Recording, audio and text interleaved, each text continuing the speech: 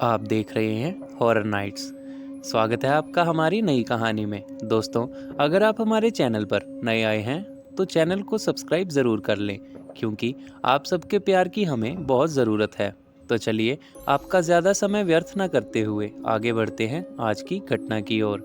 Hello दोस्तों, मेरा नाम साहिल है और मैं सपनों की नगरी मुंबई में रहता हूँ। मुंबई को सपनों की नगरी इसलिए कहते हैं क्योंकि यहाँ सब लोग सपने लेकर उनको पूरा करने आते हैं, जिनमें से कई उन सपनों को पूरा कर पाते हैं और कई मेरी तरह दूसरे काम करने लग जाते हैं, जैसे कि मैं। दोस्तों, ऐसे ही मैं भी आज से 5 साल पहले एक हीरो बनने के लिए अपने गांव से यहाँ आया था और एक टैक्सी ड्राइवर बन गया। वैसे तो मैं मेहनत करके अपने इस काम से अच्छे पैसे कमा लेता हूँ, पर फिर भी मेरे अंदर और पैसा कमाने का जुनून हमेशा से ही बना रहा था और बस किसी ऐसे मौके की तलाश में हमेशा रहा जिससे मैं एक ही बारी में ढेर सारा पैसा कमा सकूं। मतलब कि मैं रातों रात अमीर बनने का तरीका हमेशा खोजता रहा हूं। हर दिन यही सब सोचकर घूमता और राहगीरों को उनकी मंजिल पर छोड़ने का काम करता। सब कुछ अच्छा चल रहा था। तभी एक दिन मैं सुबह टैक्सी नहीं चला पाया था क्योंकि मेरी तबीयत उस दिन खराब थी, जिस वजह से मैं शाम को डॉक्टर से दवाई लेकर अपने काम पर चला गया और मुंबई सेंट्रल स्टेशन पर जाकर सवारी का इंतज़ार करने लगा। तभी मैंने स्टेशन के अंदर से तो नहीं, पर हाँ, स्टेशन के बाहर से एक आदमी को आते देखा। रात के 8 बज रहे थे और सर्दियों के दिन थे, जिस वजह से हर जगह धुंध का कोहराम मचा हुआ था। तभी उस आदमी ने मुझे कहा कि तुम एक ही रात में अमीर बनना चाहते हो।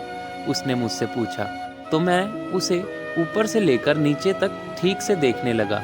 शक्ल से तो वो आदमी किसी भिखारी की तरह लग रहा था, क्योंकि उसके कपड़े फटे हुए थे। और तभी उस आदमी ने अपनी जेब से में हाथ डाला और एक पोटली निकाली, जिसमें से उसने मुझे कोई चीज़ निकाल कर दी। देखने से वो कोई चमकदार पत्थर लग रहा था। और तभी उस आदमी ने कहा कि ये कोई पत्थर नहीं, एक हीरा है। पर तभी मुझे एक बात खटकी कि ये तो मैं अपने मन में सोच रहा था, तो उसे कैसे पता चला कि मैं अपने मन में इसे एक पत्थर कह रहा था। तभी उस आदमी ने कहा कि ज़्यादा मत सोचो, अगर तुमने मेरा बताया हुआ काम कर दिया तो मेरे पास जितने हीरे हैं ये सब मैं तुम्हें दे दूंगा। तभी मैंने उससे कहा कि भैया, कहीं तुम कोई चोर वोर तो नहीं हो। तभी उसने कहा कि तुम नहीं जाना चाहते तो मैं किसी और को ले जाऊंगा। और तभी वो वहाँ से जाने लगा। कि मैंने कहा तभी मैं तैयार हूँ, और वो टैक्सी में आकर बैठ गया। जब वो आदमी टैक्सी में आ बैठा तो मैंने टैक्सी को आगे बढ़ा लिया और वो जैसे जैसे बोलता गया मैं उसी ओर जाता रहा। चलते चलते हम शहर के बाहर जंगल में पहुंच गए और एक जगह पर उसने गाड़ी रोकने को कहा और मैंने वैसा ही किया। वही गाड़ी रोक दी और उसने मुझे भी अपने साथ उतरने का इशारा किया। चलते चलते हम शहर के बाहर जंगल में पहुंच गए और एक जगह पर उसने गाड़ी रोकने को कहा और मैंने वैसा ही किया। वहीं गाड़ी रोक दी और उसने मुझे भी अपने साथ उतरने का कहा इशारा किया। तभी उसने मुझे कहा कि इस जंगल में एक कुआं है, मैं तुम्हें कुछ दूंगा जो तुम्हें उस कुएं के पास रख कर आना है, पर शर्त ये है कि तुम पूरे रास्ते वापस मुड़कर नहीं देखोगे। वैसे तो मैं ये काम नहीं करना चाहता था, पर अमीर बनने के लालच ने मुझे अंधा बना दिया और बिना परिणाम सोचे उसे हाँ कर दी। तभी वो गाड़ी के पीछे गया और 2 लोटे लेकर मेरे पास आया। दिखने में वो लोटे सोने से बने हुए थे। तभी उसने मेरे हाथ पकड़ लिया और बोला कि इससे गलती से भी खोल कर मत देखना और कभी भी किसी को भी इस काम के बारे में मत बताना। मैंने हाँ कर दी और रास्ता पूछकर आगे बढ़ गया। मैं जैसे जैसे जंगल के अंदर जा रहा था दोस्तों, वहाँ डरावनी सी आवाज़ें आने लगी और बार बार कोई मेरा नाम लेकर पुकार रहा था, मानो कोई मुझे रोकने की कोशिश कर रहा है। पर मैंने जैसे उस आदमी ने मुझे कहा था वैसे ही किया। मैंने पीछे मुड़कर नहीं देखा। चलते चलते मुझे अपने सामने की ओर एक पुराना सा कुआं दिखने लगा और मैंने वो लोटे ले जाकर उस कुएं के ऊपर रख दिए और वहां से मुड़ गया और वापस टैक्सी की ओर चलने लगा। तभी मुझे पीछे उसी कुएं की तरफ से पानी में जैसे पत्थर गिरता है वैसी आवाज़ आई, पर मैं चलता रहा और टैक्सी के पास आ गया, मगर वहाँ पर कोई नहीं था। वो आदमी मुझे वहाँ कहीं भी नज़र नहीं आ रहा था, जो देख मैं बहुत मायूस हो गया और गाड़ी में जाकर बैठ गया। तभी मेरी नज़र पीछे की सीट पर गई, तो मैंने देखा कि वो हीरे वहीं सीट पर पड़े हुए हैं और उसके पास एक कागज़ पड़ा है। तभी मैंने दोनों चीज़ें वहाँ से उठाई और उस कागज़ पर कुछ लिखा हुआ था। दोस्तों, उस पर लिखा हुआ था, कल रात इसी समय। वैसे मैं समझ तो गया था कि मैं जो ये भी कर रहा हूँ ये शायद सही नहीं है, पर जैसे मैंने आपको बताया कि मेरे अंदर बहुत लालच था, जिस वजह से मैं अब पीछे नहीं हटना चाहता था। अगले दिन सुबह मैं उन हीरों को लेकर एक सुन्यार की दुकान पर गया और उसमें से एक हीरा निकाल के उसे बेच दिया। वो हीरा बेचकर मुझे ढेर सारे पैसे मिले, जिन्हें मैंने पूरा दिन खर्च किया इधर उधर, और यही सब करते करते मुझे शाम के 6 बज गए। तभी मुझे याद आया कि उस आदमी ने मुझे वहीं बुलाया है और मैं स्टेशन की ओर उसी जगह पर जाकर खड़ा हो गया जहां वो मुझे कल मिला था। तभी मुझे मेरा एक दोस्त, जिसका नाम सुशील है, आता हुआ दिखा। दोस्तों, सुशील भी मेरी तरह ही एक टैक्सी चलाता है। तभी सुशील आकर मुझसे बातें करने लगा और बातों बातों में सुशील ने मुझे बताया कि कल रात यहीं स्टेशन से बाहर एक आदमी की हार्ट अटैक से मौत हो गई। मुझे ये महज एक हादसा लगा और तभी मुझे फिर से वही आदमी सामने से आता दिखा और मैं सुशील को कल मिलता है ये बोलकर टैक्सी में जाकर बैठ गया और वो आदमी टैक्सी में आकर बैठ गया। शायद सुशील को मेरा ये व्यवहार सही नहीं लगा। तभी उस आदमी ने मुझे उसी जगह पर चलने को कहा और मैं भी निकल पड़ा। फिर मैंने वही कल वाली जगह पर जाकर ब्रेक लगाई और उसी तरह उस आदमी ने मुझे वो दोनों लोटे दिए और मैं वो वहाँ पर रख कर आ गया और कल ही की तरह गाड़ी की सीट पर धीरे धीरे और वो पोटली पड़ी थी और उसके साथ वही पर्ची जिस पर लिखा था कल फिर इसी समय। पर अगले दिन जब मैं स्टेशन गया तो सुशील ने मुझे बताया कि कल रात फिर किसी की मौत हो गई हार्ट अटैक से। दोस्तों, तब मुझे शक होने लगा कि अचानक ऐसे लगातार 2 मौतें, वो भी उसी समय जब वो आदमी मेरे पास आता था। ये मुझे कुछ ठीक नहीं लगा, तो मैंने सुशील को पूरी बात बता दी और उसने सुनने के बाद मुझे कहा कि साहिल, ये सब कोई इत्तेफाक नहीं हो सकता कि जब जब वो आदमी आया है तब तब उसी समय पर किसी की मौत हुई है। तब सुशील ने मुझे एक सुझाव दिया कि आज मैं वहीं रुक कर देखूं कि वो कौन कुएं के पास से लोटा लेने आता है, और मैंने भी वैसा ही किया।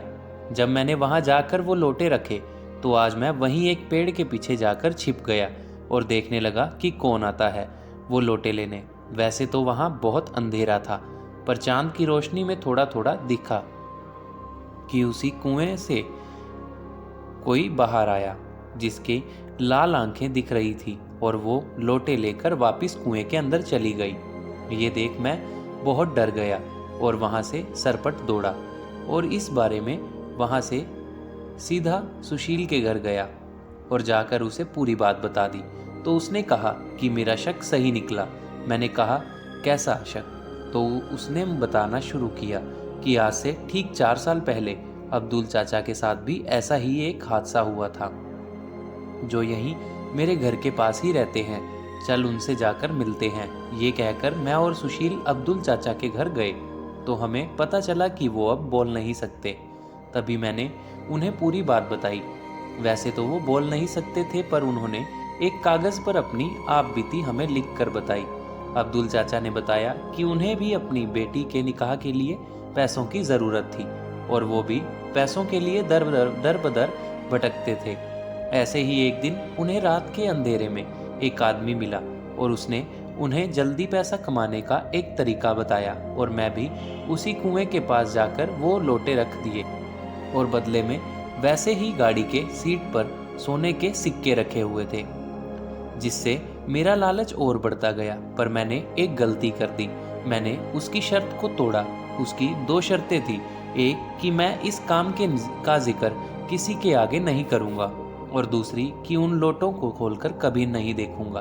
पर एक दिन मैंने अपनी बीवी के सामने इस काम का खुलासा कर दिया और उसी शाम जब मैं उन दोनों लोटों को लेकर रखने जा रहा था तो मैंने उन लोटों को खोलकर देख लिया और मैंने जो देखा वो देखकर तो मैं इतना डर गया कि मेरी हिम्मत ही नहीं हो रही थी इसे वहां रख कर आने की। दोस्तों, मैंने जब पहला लोटा खोलकर देखा तो पाया कि उसमें से एक लोटे में एक इंसानी दिल है। अभी इतना काफी नहीं था कि जब उन्होंने वो दूसरा लोटा खोलकर देखा तो उसमें से धुआं सा बाहर निकला और एकदम से आसमान में कहीं गायब हो गया, जिसे देख अब्दुल चाचा को समझने में देर नहीं लगी कि वो एक आत्मा है। और उसी पल उन्होंने फैसला लिया कि आज ये आखिरी बार ही इस काम को करेंगे और इसके बाद उस आदमी को जवाब दे देंगे।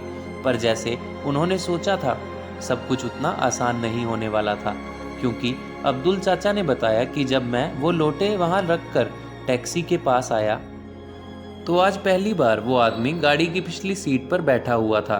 15 दिन में ऐसा कभी नहीं हुआ था कि वो आदमी गाड़ी में बैठा हो, क्योंकि हमेशा वो सीट पर मेरे इनाम का सोना और एक चिट्ठी छोड़कर चला जाता था, जिस पर कब और कहाँ मिलना है वो सब लिखा होता था।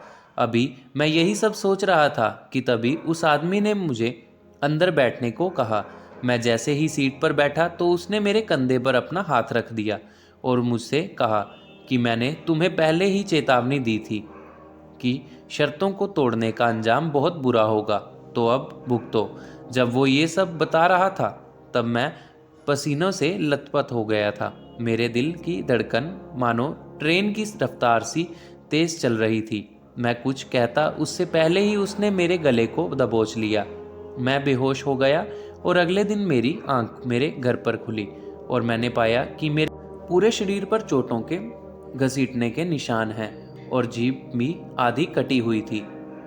बस उस दिन के बाद से मैंने टैक्सी चलाना भी छोड़ दिया। आज भी मुझे उसी आदमी के अक्सर सपने आया करते हैं।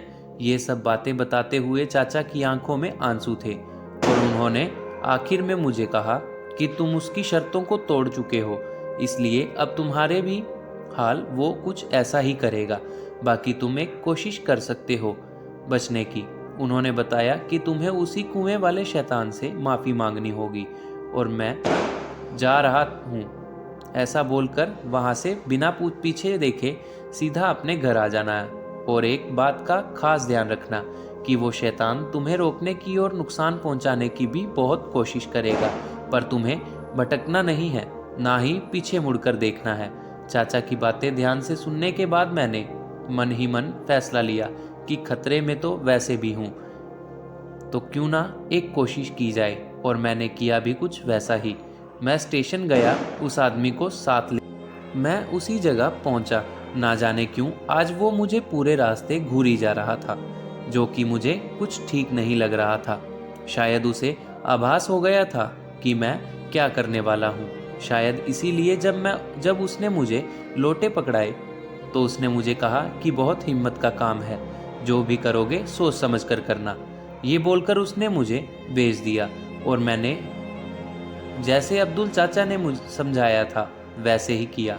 मैं कुएं के पास पहुंचा तो मैंने वो दोनों लोटे उसी जगह पर रख दिए और कुएं से कुछ आध कदम दूर होकर खड़ा हो गया। तभी 2 मिनट बाद कुएं में से वो शैतान बाहर आया। पहले तो मैंने बस दूर से 2 लाल आंखें देखी थी, मगर इस बार उसका पूरा शरीर मुझे नजर आ रहा था। ऐसा लग रहा था कि उसका पूरा शरीर उसकी आंखों की तरह ही लाल है और सिर के बिल्कुल बीचों बीच एक चमकदार पत्थर लगा हुआ है, मानो कोई हीरा हो। तभी मैंने कहा कि मैं अब दोबारा नहीं आऊँगा और ये बोलकर पीछे मुड़ा और अपने घर की ओर चल दिया। रास्ते में जाते हुए मुझे बहुत डरावनी सी आवाज़ें आने लगी, पर मैं रुका नहीं, अपनी गाड़ी में बैठा रहा और घर की ओर चल दिया। जब मैं अपने घर के बाहर वाले रोड पर पहुंचा तो मुझे अब्दुल चाचा खड़े हुए दिखे, जो हाथ दिखाकर मुझसे लिफ्ट मांग रहे थे। तो मैंने गाड़ी रोक दी। गाड़ी रोककर मैंने उनसे पूछा कि चाचा आप यहाँ क्या कर रहे हो?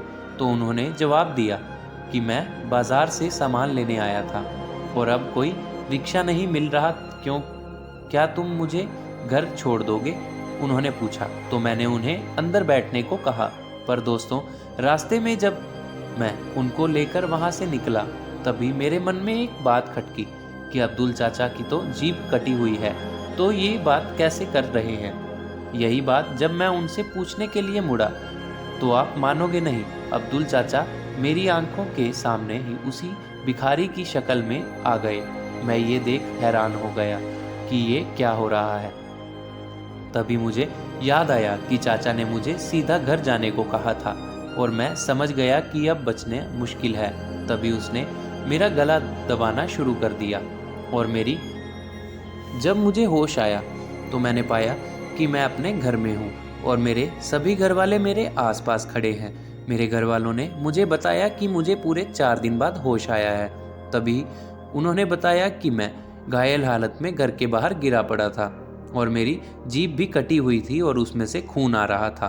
तभी ये सब सुनकर मुझे बहुत रोना आया कि मैंने क्यों उस टाइम गाड़ी रोकी। यदि मैं गाड़ी ना रोकता तो शायद आज मैं बिल्कुल ठीक होता। तो दोस्तों, कैसी लगी आपको आज की यह घटना, हमें कमेंट करके ज़रूर बताएं। और अगर कहानी आपको पसंद आई हो तो कहानी को लाइक भी ज़रूर करें और हमारे चैनल को